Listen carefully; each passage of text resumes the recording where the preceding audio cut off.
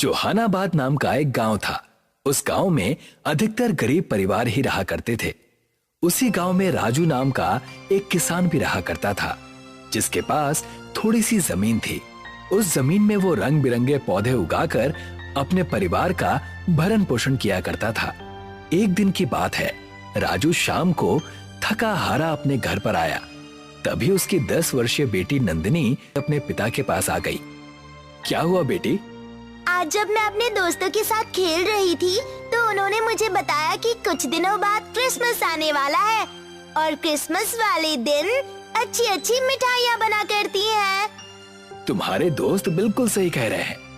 पिताजी, मेरे दोस्त बता रहे थे कि बहुत सालों पहले क्रिसमस के दिन गांव में हर साल सेंटा भी आते थे और वो गांव के सारे बच्चों को ढेर सारे गिफ्ट्स देकर जाते थे।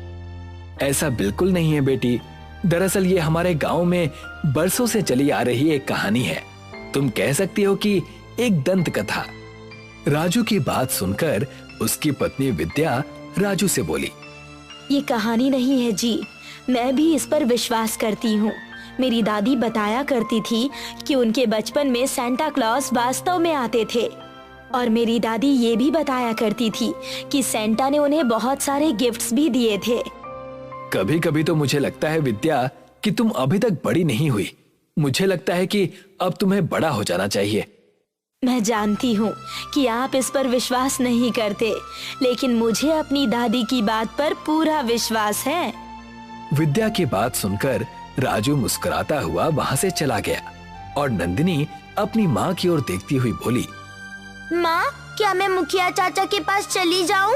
आज वो सारे बच्चों को कहानी सुना रहे हैं। क्यों नहीं बेटी, जाओ और जाकर कहानी सुनने का मजा लो।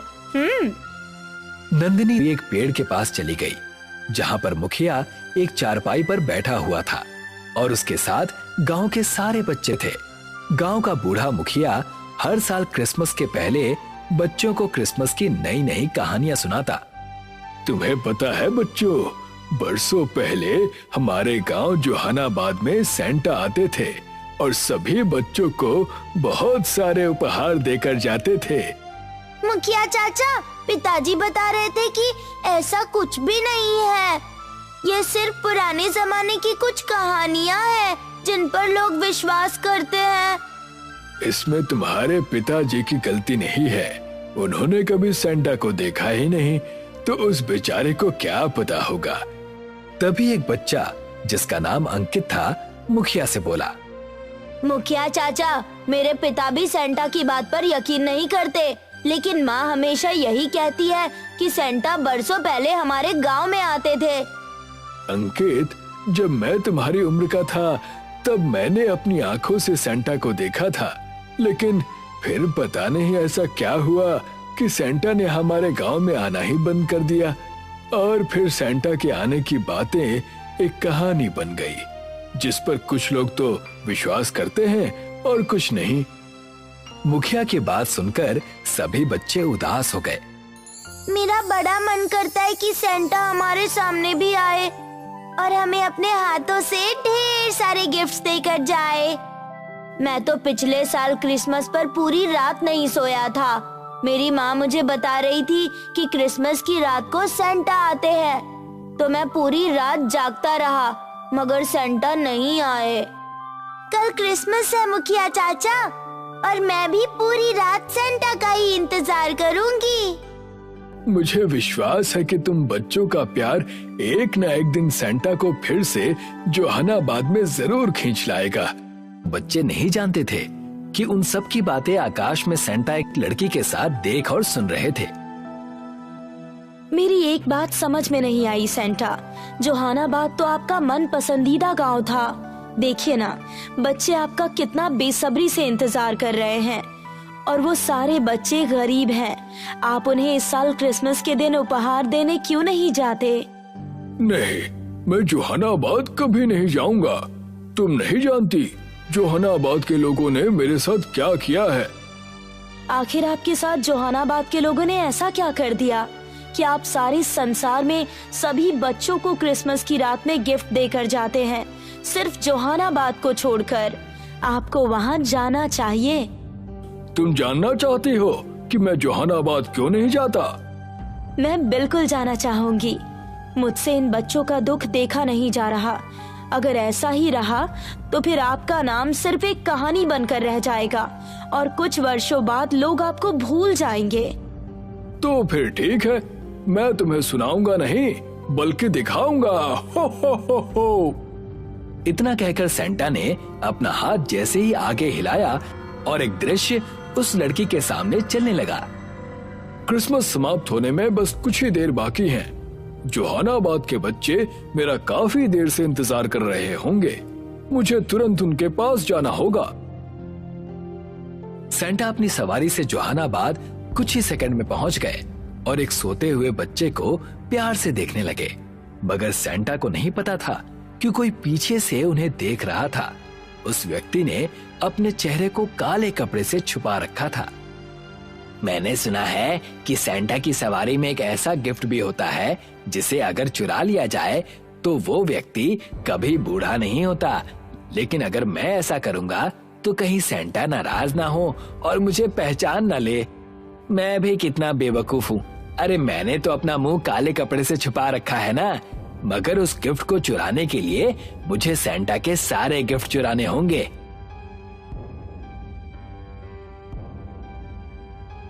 उस व्यक्ति ने चुपके से सेंटा के सारे गिफ्ट चुरा लिए और वहां से भाग गया।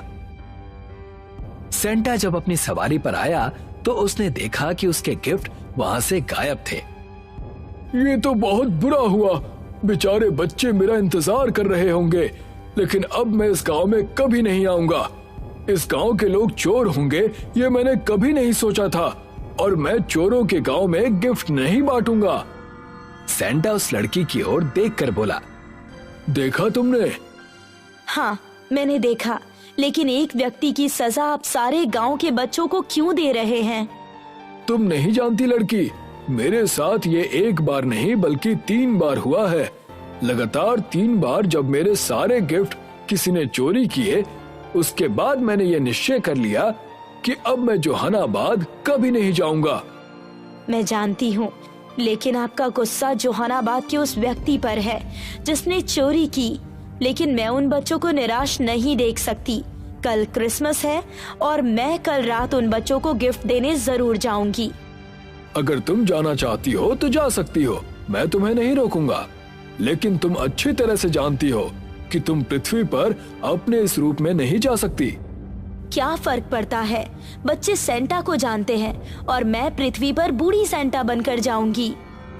अगली रात सारे बच्चे बेसब्री से इंतजार करने लगे। वो सुंदर लड़की सेंटा की सवारी पर बूढ़ी औरत बनकर पृथ्वी पर पहुंच गई और अपनी सवारी जोहानाबाद की एक गली में खड़ी करके उस गांव को गौर से देखने लगी। ये गांव तो बहुत सुंदर है।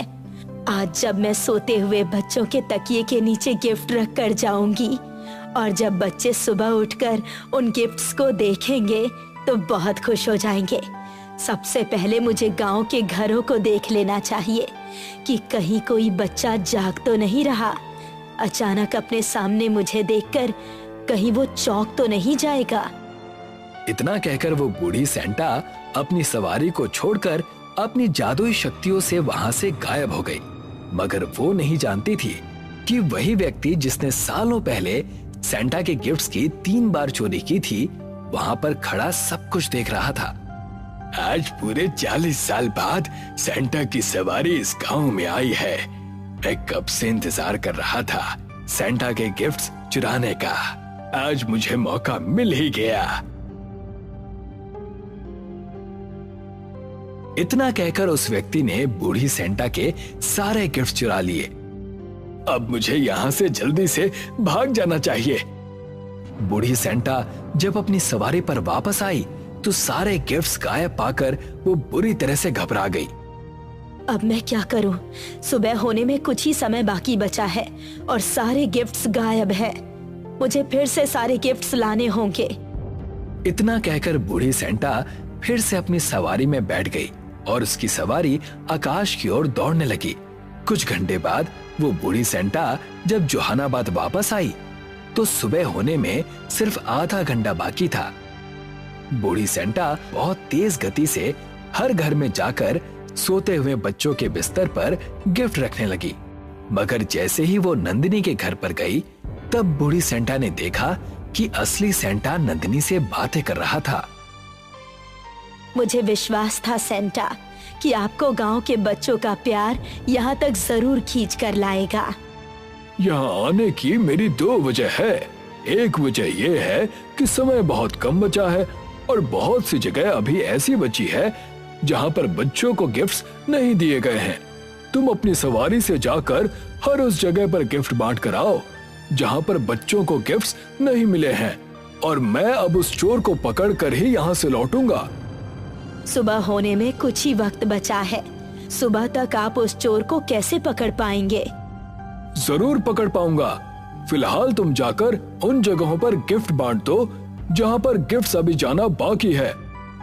सेंटा की बात सुनकर वो बूढ़ी सेंटा खुश होती हुई अपनी सवारी से वहीं से चली गई। मुझे पूरा विश्वास था सेंटा जी कि आप वास्तव में हमारे गांव में आते थे। आपने अचानक आना क्यों छोड़ दिया? क्योंकि तुम्हारे गांव में तुम सब बच्चों के गिफ्ट किसी व्यक्ति ने चोरी कर लिए। उस वक्त मुझे बहुत ज्यादा गुस्सा आया और मैंने फैसला किया कि मैं अब तुम्हारे गांव में गिफ्ट्स नहीं बांटूंगा। तो क्या आप फिर से गुस्सा हो जाएंगे? नहीं बच्चों, मुझे अपनी गलती पर अब पछतावा हो रहा है कि मैंने इतने सालों तक तुम बच्चों को गिफ्ट्स क्यों नहीं दिए। सेंटा की बातें नंदिनी का पिता राजू बहुत गौर से सुन रहा था। राजू तुरंत वहां पर आकर सेंटा से बोला, तो मुझे बताओ सेंटा, वो कौन है जिसने इतने सारे बच्चों के गिफ्ट चुरा लिए? मुझे नहीं पता कि वो कौन है जिसने सारे बच्चों के गिफ्ट चुरा लिए और उसने आज भी चोरी की है। इसका मतलब ये है कि वो चोर अभी गांव में ही मौजूद है। इतना कहकर राजू मुखिया चाचा के पास चला गया। मैं बहुत छोटा था सेंटा जब आप मुझे गिफ्ट देकर गए थे। मैंने आपके गिफ्ट को आज भी संभाल कर रखा है। उस चोर की तरफ से मैं आपसे क्षमा मांगता हूँ। ओहो, मैं सिर्फ इतना जानता हूँ कि तुम्हारे गांव में कोई व्यक्ति ऐसा जरूर होगा जो वर्षों बाद भी बूढ़ा नहीं हुआ होगा। उसके चेहरे पर आज भी वही ताजगी होगी जो आज से 40 वर्ष पहले थी। सेंटा की बात सुनकर मुखिया गहरी सोच में डूब गया और तुरंत राजू की ओर देखता हुआ बोला, ऐसा व्यक्ति अपने गांव में सिर्फ बल्ली ही है जिसके चेहरे पर उम्र का प्रभाव नहीं है। हमें बल्ली के घर की तुरंत तलाशी लेनी होगी। चलो मेरे साथ। मुखिया राजू के साथ तुरंत बल्ली के घर पर चला गया। मुखिया और राजू ने देखा कि चोरी किए हुए गिफ्ट्स बल्ली के घर पर रखे हुए थे। मुझे तुमसे ऐसी उम्मीद नहीं थी बल्ली। तुम्हें तो पीट पीट कर गांव से बाहर निकाल देना चाहिए। तुम्हें बिल्कुल भी शर्म नहीं आई सेंटा के गिफ्ट्स चोरी करते हुए, और वो भी उन बच्चों के गिफ्ट्स जो सुबह उनका बेसब्री से इंतजार करते हैं। तुम्हारे कारण ना जाने कितने वर्षों तक बच्चे सेंटा के गिफ्ट से वंचित रहे, और जब 40 वर्षों बाद सेंटा जोहानाबाद आए तब भी तुमने चोरी कर ली। मुझे क्षमा कर दीजिए मुखिया जी, मुझे अपनी गलती का एहसास हो गया है, मुझे माफ कर दीजिए। तभी वहां पर सेंटा मुस्कुराता हुआ आ गया। माफी अगर मांगनी है तो मुझसे नहीं, सेंटा जी से मांगो। अगर ये तुझे क्षमा करेंगे तभी ये पूरा गांव तुझे क्षमा करेगा। मुझे माफ कर दीजिए सेंटा जी, मैं सारे गिफ्ट्स लौटाने को तैयार हूँ। हो, नहीं, उन गिफ्ट्स को तुम अपने पास ही रख लो और एक वादा करो कि तुम भविष्य में कभी भी चोरी नहीं करोगे। मैं वादा करता हूँ कि मैं कभी भी चोरी नहीं करूंगा। ठीक है, जाओ, मैंने तुम्हें क्षमा किया। इतना कहकर सेंटा और बूढ़ी औरत सेंटा सवारी में बैठ गए और गांव की ओर देखकर बोले, हो, अब अगले साल मुलाकात होगी बच्चों। सेंटा अब हर साल जोहानाबाद में क्रिसमस की रात पर आते हैं। खरगपुर नाम के एक गांव में एक अनाथ आश्रम था। उस अनाथ आश्रम में प्रदीप अपने 4 अनाथ बच्चों के साथ रहता था। प्रदीप बचपन से ही अनाथ आश्रम में रहने की वजह से अकेला था। उसका परिवार बस ये 4 बच्चे ही थे। चारों बच्चे तरह तरह के थे। कोई बहुत चालाक था तो कोई बहुत बेवकूफ, कोई बहुत आलसी था तो कोई बहुत मेहनती। सब मिलकर आश्रम में रहते थे और अपना अपना जीवन व्यतीत करते थे। आश्रम दान और लोगों की दया की वजह से चल रहा था। प्रदीप बच्चों की सेवा के कारण कोई दूसरा काम नहीं कर पाता। एक दिन एक 4 साल का बच्चा प्रदीप को रास्ते पर भीख मांगता हुआ दिखा। प्रदीप उस बच्चे को आश्रम ले आया।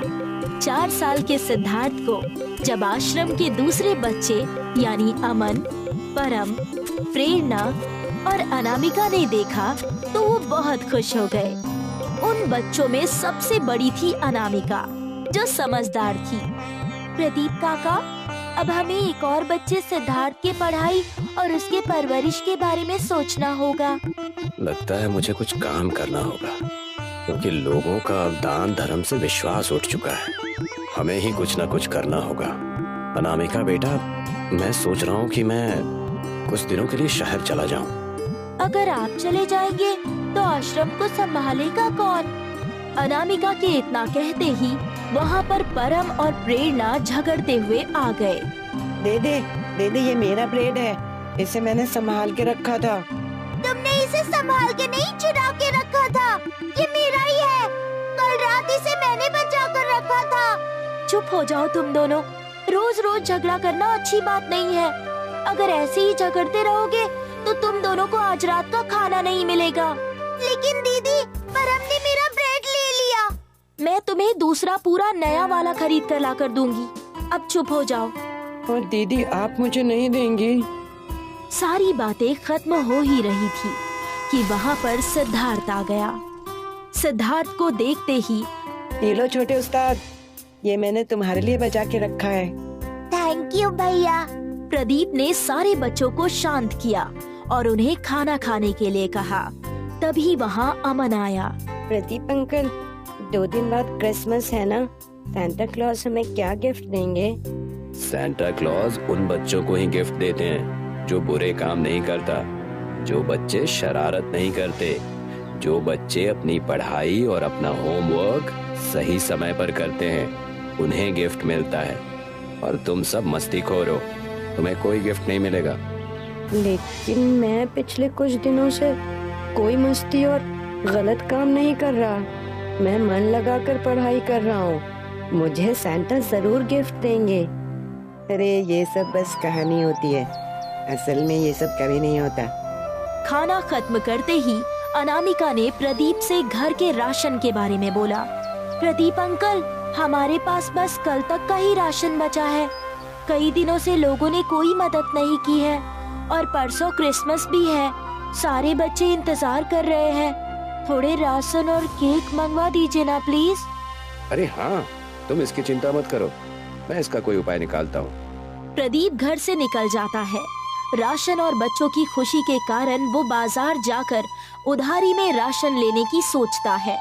एक चोर एक पर्स लेकर भाग रहा था। वो चोर प्रदीप से टकरा जाता है और उसका सामान वहीं गिर जाता है। तभी चोर के पीछे भाग रहे लोग प्रदीप के पास सामान देखकर प्रदीप को ही चोर समझने लगते हैं। प्रदीप को चोर समझकर लोगों ने प्रदीप को पुलिस के हवाले कर दिया। नहीं, मुझे छोड़ दो, मैं बेकसूर हूँ। मेरे बच्चे घर पर मेरा इंतजार कर रहे हैं, मुझे जाने दो। प्रदीप को पुलिस स्टेशन ले जाकर बंद करा दिया। दूसरी तरफ बच्चे प्रदीप का इंतजार करने लगे। प्रदीप के देर रात घर से न होने के कारण सिद्धार्थ रोने लगा। पापा को बुला दो, मुझे उनसे मिलना है। पापा आपके लिए केक लाने गए हैं ना, वो आते ही होंगे।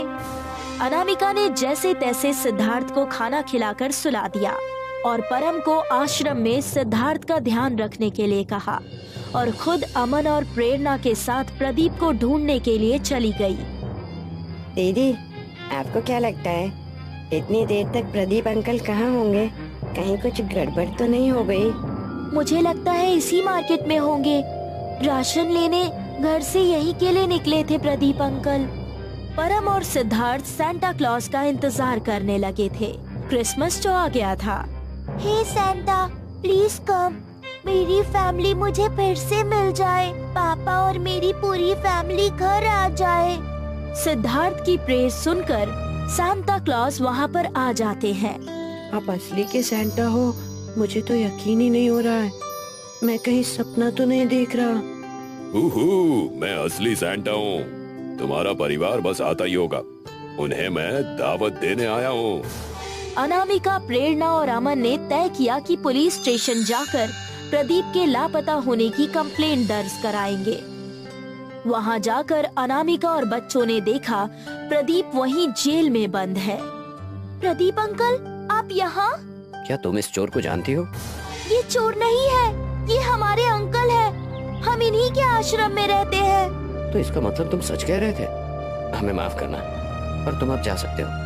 बच्चे और आश्रम की बात सुनकर पुलिस ने प्रदीप को छोड़ दिया। सारे निराश होकर घर आ गए और वहां आकर देखा तो सारे लोग चौंक गए। पूरा घर लाइट और गुब्बारों से सजा हुआ था। सिद्धार्थ और परम ने नए कपड़े पहने हुए थे। आने में थोड़ी देर कर दी आप लोगों ने। ये लीजिए, ये रही आपकी दावत और कुछ सामान, पूरे साल भर का राशन और सारे बच्चों के गिफ्ट्स भी। हमें तो यकीन ही नहीं हो रहा है। Thank you Santa. सैंटा। अब मैं कभी मस्ती नहीं करूँगा। सच्चा बच्चा बनकर आपका अगले साल भी इंतजार करूँगा। वाओ, इतने सारे gift. Thank you Santa clause. चलो बच्चों, अब दूसरे बच्चे मेरा इंतजार कर रहे हैं। मुझे उनके पास जाना है। सैंटा अपनी हिरन की सवारी लेकर चले गए। पूरे परिवार ने जमकर दावत की और बच्चे आश्रम में खुशी खुशी रहने लगे।